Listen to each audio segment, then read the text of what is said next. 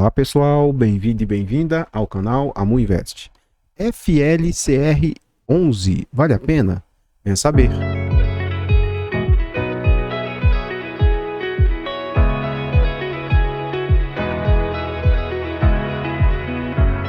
Então pessoal, antes da gente saber mais a respeito desse fundo imobiliário, eu gostaria de pedir humildemente, por favor, deixa o like no vídeo, comenta para nós. Você conhece esse fundo imobiliário? Você tem esse fundo imobiliário? Você teria? Você sabe qual setor ele investe? Qual é a gestora? Comenta, que seu comentário é muito importante para nós. Compartilhe esse vídeo com as pessoas que você conhece, nos ajuda a levar conhecimento e educação financeira a mais pessoas. Like, comentário e compartilhamento é de graça, não custa nada e vocês vão nos ajudar imensamente. Temos o objetivo de tentar alcançar 5 mil inscritos até o final do ano, ou quem sabe até o final de janeiro. Acho que vai ficar para janeiro. Contamos atualmente com 3.596 inscritos, quase 3.600. Muito obrigado a todos os inscritos. E temos também a opção de membro. Está gostando do canal e quer nos apoiar? Clique no botão azul e descubra. Você vai ver que o valor é relativamente pequeno, não vai te onerar, mas para a gente vai fazer uma enorme diferença. Além disso, você vai fazer jus a benefícios exclusivos, como participar de um grupo fechado só para membros, lá no Telegram. Você vai ter acesso antecipado a vídeos. E o principal, você vai saber que você vai estar financiando e ajudando no crescimento do canal. Esse vídeo foi uma sugestão do Bruno Dias. Ele fala: Mu, faz um vídeo sobre o FLCR11, por favor. Tá aqui o vídeo.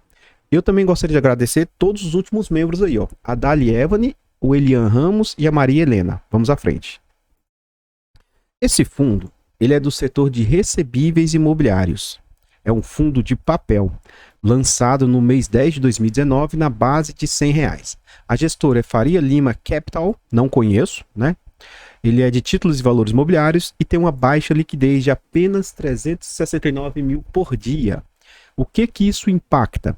Se você precisar movimentar acima de 40, 50 mil, você vai enfrentar grande dificuldade, tá? Esse fundo tem um detalhe que eu vou falar alguns slides à frente. Os usuários do site não dão nota para esse fundo, ele não faz parte do IFIX e conta com 500 mil cotas. Em termos de PVP, ele está sendo negociado bem próximo ao seu preço justo, 1% mais caro do que ele vale.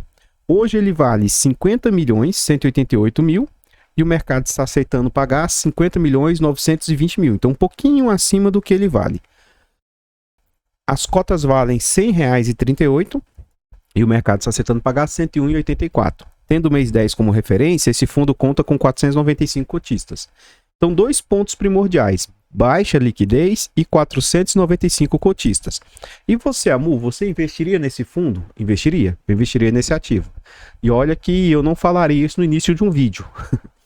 E além disso, meu ponto de vista não significa indicação de compra, venda ou manutenção do ativo. E aí vocês vão entender mais à frente por que nesse caso em particular, aí sim que não é indicação de compra ou venda, tá? Vamos à frente.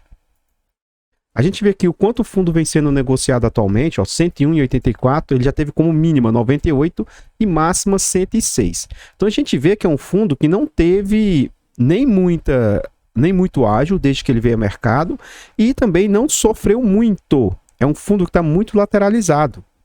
Nos slides à frente vocês vão entender por quê, tá? Vamos à frente. Esse fundo ele não tem histórico ainda. Alguns investidores, para investir, optam, se posicionam em ativos que tenham pelo menos 5 anos, porque ele vai ter histórico. Outros que tenha pelo menos 3 anos, porque já tem histórico. Então esse fundo não tem nenhum ano direito. Mas o que a gente observa é o seguinte, que os seus rendimentos eles vêm tendo um crescimento bem expressivo. Inclusive, o que ele vai pagar em dezembro, R$1,60. É um valor assim bem acima do normal, muito positivo por sinal. Vamos à frente. Aqui a gente vê as últimas entregas desse ativo aí, ó. Então, assim, ele começou com valor baixo, 85 centavos, e a gente vai entender por que dentro do relatório gerencial. Foi pegando tração e começando a entregar um yield mais aceitável, de 90, 95, R$1, 1,6, teve uma pequena queda, ó, 1,12, 1,30, 1,40, 1,60. Então ele entregou um yield muito bom. E ele saiu de um yield de 81 para 1,57. E ao contrário de outros ativos que teve uma melhora no yield porque as cotas caíram, esse fundo ele teve uma melhora no yield porque as cotas se mantiveram estáveis, ó, não teve uma grande oscilação. Então o yield melhorou realmente por crescimento da entrega do yield.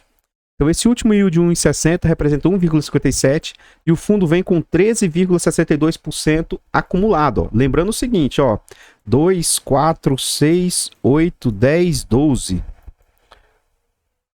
E aqui está duplicado essa última entrega aqui, ó. Então são 11. Está duplicado, não sei por qual motivo duplicou aqui. Então o fundo tem 11 entregas e já tem 13% de yield acumulado. Então ele vai ter mais uma entrega ainda. Provavelmente esse fundo tem potencial aí para chegar próximo aos 15% de yield acumulado. É algo muito alto. Novamente eu reforço. Se eu pudesse, eu me posicionaria nesse ativo. Poxa, amor, mas você já tem ativo pra caramba e você diz que tem muitos ativos bons que você não se posicionaria, mas são bons e tal. E por que se você se posicionaria? Porque é um dos melhores ativos que eu vi recentemente. Só que ele vai ter uma trava, ele vai ter um impedimento aí que eu vou explicar já já. Segura aí, só um segundo. Vamos à frente. Aqui é o ponto que eu vou falar da trava desse ativo. Olha só, é um ativo pequeno de 50 milhões. Então, assim, hoje esse fundo, mais ou menos 85% dele está na mão de institucional, de fundos. Então, ó, o MCCI possui 150 mil cotas. Só o MCCI tem 15 milhões desse fundo. Ele tem 30% desse fundo. O RBRR tem mais 70 mil cotas, tem mais 14% desse fundo. Eu fiz um somatório aqui de conta de cabeça. Então, só esses 10 fundos imobiliários aqui, ó, tem 85% do ativo. E o restante a gente não consegue se posicionar, pelo menos a imensa maioria dos investidores. Por quê? Esse fundo ele é para investidores profissionais, investidores qualificados. Não é a mesma coisa, mas somente esses dois tipos de investidores que podem investir nesse fundo. Então, os investidores institucionais são profissionais também e precisa ser investidor qualificado aí, que tem um bom dinheiro investido na bolsa. Tem pessoas que burlam isso, se declarando pessoas qualificadas, mas isso pode incorrer em algum problema jurídico posterior, tá? Mas enfim, é um ativo muito bom que eu teria tranquilamente e eu não tenho por quê? Trava para investidor qualificado, tudo bem? Então aqui que está o grande ponto. E mesmo assim, isso ainda não significaria indicação de compra, venda ou manutenção do ativo. Bastante atenção aí, vamos à frente. Aqui a gente está dentro do relatório, e eu não vou ler tudo, mas eu vou falar por alto. Ele fala que em novembro o fundo encerrou com 97% alocado. Então ele tem hoje 97,9% contra 97,6%. Ele está praticamente tudo alocado. Ele tem 87% dos ativos em CRI e 10% em cotas de FIIs. E a gente observa o seguinte, aquela queda lá atrás, que a gente viu, queda não, aquele valor um pouco mais baixo lá atrás, é porque o dinheiro não estava totalmente alocado. Então ele falou que em 14 de dezembro ele vai pagar os 1,60, o que equivale a um yield de 19% ao ano, se fosse 1,6, né? Mas aqui o acumulado lá a gente vê que é um pouco menos. E aqui ele fala um pouco sobre a sua situação patrimonial, que eu não vou ler para vocês, e ele fala sobre a situação dos fundos que estavam atrelados à IGPM em 2020, 2021, também não vou ler. Qualquer coisa você pode pausar o vídeo aqui e ver esse ponto aqui com calma, tudo bem? Vamos à frente aí, vamos lá. Aqui a gente vê o seu relatório gerencial, seu DRE, Demonstrativo de Resultado do Exercício. Esse fundo cobra 1% de taxa e mais 20% do que exceder IPCA mais 2,5%. Eu reputo ser uma taxa baixa, mas é aceitável, O que acontece? O que a gente vai observar não fica muito claro para mim o relatório deles. Eles fazem regime de competência, regime caixa, e eu até somei os valores aqui, mas não batem muito com esses resultados aqui não. Mas de toda monta, o que eu vou fazer? Eu vou pegar essas despesas operacionais aqui, ó. Aí o que eu vou pegar? Eu vou pegar o último mês de novembro aqui. A gente vai ver o quanto que essas despesas impactam no total das receitas. Ponto. Independente do jeito estranho que ele apareça aqui, ó. Tá vendo a apreciação mensal de cotas? Tem hora que tá positivo, hora negativo, que é o que a gente observa atualmente. Infelizmente, eu vou somar desse jeito aqui mesmo, ó. MTM, que eu não sei o que significa, hora tá positivo, hora negativo. A gente vai apurar o resultado e tirar as despesas e ponto. E aí eu vou pegar o mês que teve maior desconto, que foi em julho, provavelmente onde se cobrou a taxa de performance. Então, acredito eu que dezembro ou janeiro deve vir a taxa de performance do fundo aí, tá? Então, a gente vai calcular esses 2 meses para ver o que impacta aí. Vamos lá, aqui novembro e julho. Novembro, a gente vai calcular aqui, ó. 43.649 vezes 100, dividido por 8822,027. Então, em novembro, as despesas representaram 5,30%. Muito baixo, por sinal. Excelente taxa aí. Agora vamos ver julho. Julho deu 96,961 vezes 100, dividido por 505,647. Deu 19,17%. O que seria interessante se o fundo trouxesse? Que aí agora a gente teria uma noção melhor. Se ele trouxesse o acumulado do ano, o acumulado do semestre, principalmente o do ano, ou dos últimos 12 meses. Que aí a gente teria uma noção melhor de o que essa taxa a mais do que o normal, porque tá vendo aqui que ele orbita na casa de 55, 50, 48. Então esse é o normal de se cobrar. E provavelmente nesse mês aqui incidiu taxa de performance. Mas o quanto que essa performance afetou o total, né? Eu acredito que mesmo com essa performance, talvez suba para uns 8 a 10%. Ainda assim, totalmente dentro do limite de 15%, que eu reputo ser o máximo a se pagar por um fundo que o gestor fique de taxa para ele. É o máximo que eu reputo ser algo aceitável. Outro ponto também interessante seria se o fundo mostrasse o acumulado que ele tem de saldo. E ele não traz aqui. Vamos à frente aí, vamos lá. Aqui a gente observa, por isso que eu falei para vocês lá atrás. O que acontece? Quando o fundo veio a mercado, ele tinha um saldo de 30% sem ainda estar alocado. Ó.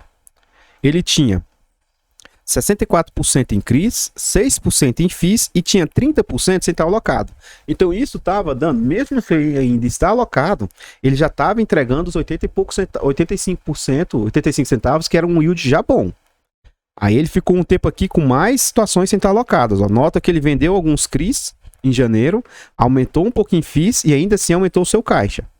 E ele começou a alocar o caixa propriamente dito a partir de março. E o que ele fala aqui, ó? Janeiro e abril, enquanto o caixa não estava alocado, ele foi comprando cotas de FIIs. Mas, à medida que ele foi conseguindo alocar o caixa, a gente vê esses resultados mais expressivos aí, ó. Então, esses últimos resultados altos aí já é em razão do fundo estar quase que totalmente alocado.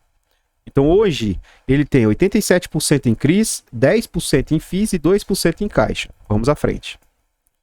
Aqui a gente vê o seguinte, ó. Esse gráfico aqui, ele até fala, ó, o gráfico 5 é tudo, e os outros é somente de CRIs. Então, o que é o total do fundo? Ele tem 74% da sua carteira indexada a IPCA. Ele vai ter 12% a CDI, 2% em Selic e 10% em cotas de FIIs. E aí, quais os segmentos dos CRIs que ele possui? 48% dos CRIs são CRIs residenciais, 22% hotel, acho que é residencial e comercial aqui mais 10, shopping 11 e logístico 6. E setores, quais os setores, em quais regiões estão esses ativos que ele tem? Então, surpreendentemente, ou aparentemente, Nordeste é 45% da posição. São Paulo, 14%, Sul, 11%, Rio de Janeiro, 22%, e Espírito Santo, 6%. Vamos à frente. Aqui a gente vê um ponto assim, que eu gostei bastante, apesar de não ser tão diversificado o fundo, ainda assim ele está muito próximo do limite de 10%, que eu reputo ser um limite mais saudável, mais aceitável. Então ele tem muitos ativos na casa de 10% ali, ó, do PL, né, do total do PL. E mesmo tendo 10% em FIIs, ele está muito exposto no RSR11 da REC, 9% nele, que é um FII middle risk aí, entre high grade e middle risk, que dá um bom retorno aí de yield, e o restante dos CRIs totais aí estão num percentual do PL bem aceitável. E aí o que eu acho interessante, ó, taxas boas, IPCA mais 6, mais 10, mais 7, mais 12, então CDI mais 8. Eu reputo que esse fundo, ele atua como um high yield aí, né? E ele vê o LTV. O LTV eu achei bem interessante também. Ó, 38, 43, 18, ele tem um LTV bem bacana aí também. O que é LTV, amor? É as garantias. Então, nesse vídeo eu não vou mostrar, explicar direito o que vem a ser LTV, mas eu tenho vários vídeos explicando. Qualquer coisa, você pega outros vídeos do canal aí que você vai entender melhor. Os durations aí, com exceção desse primeiro, então são durations que eu reputo ser mais saudáveis, né? Porque até 3,5 é um índice interessante, 3,5 anos.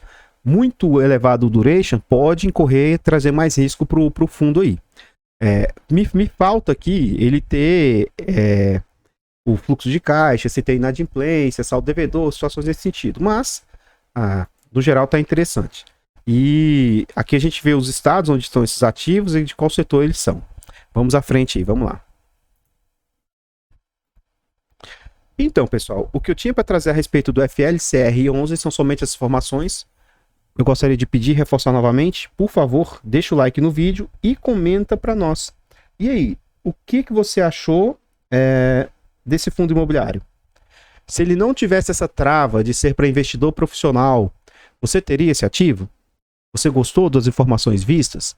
Então comenta, que seu comentário é muito importante. Eu teria tranquilamente pelos números apresentados, eu gostei muito, mas tem a trava. E eu não estou preocupado de não ter. Ai meu Deus, eu tinha muito que ter esse ativo, porque eu estou muito satisfeito com os que eu tenho. Tá? Mas eu gostei muito desse fundo apresentado aí. Tá? Comenta, que seu comentário é importante. Compartilha esse vídeo com as pessoas que você conhece. Nos ajuda a levar conhecimento e educação financeira a mais pessoas. Nos ajude a alcançar os 5 mil inscritos da meta. Ajude o crescimento financiando o canal. Torne-se membro. Você vai ver que o valor é baratinho, não vai te onerar, mas pra gente vai fazer uma enorme diferença. Então muito obrigado a todos os membros, os últimos membros, os inscritos. E tá aí, Bruno Dias, espero que você goste do vídeo e que ele tenha agregado alguma coisa para você. Eu vou ficando por aqui, vou deixar passando mais alguns slides a respeito desse fundo e eu espero encontrar vocês nos próximos vídeos. Fiquem todos com Deus, tenham uma boa tarde. Fui!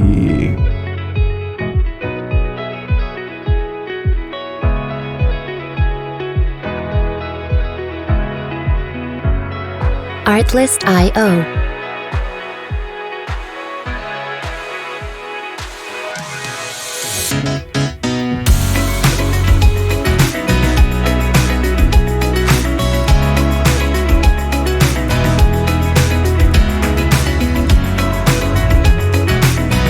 Music licensing reimagined.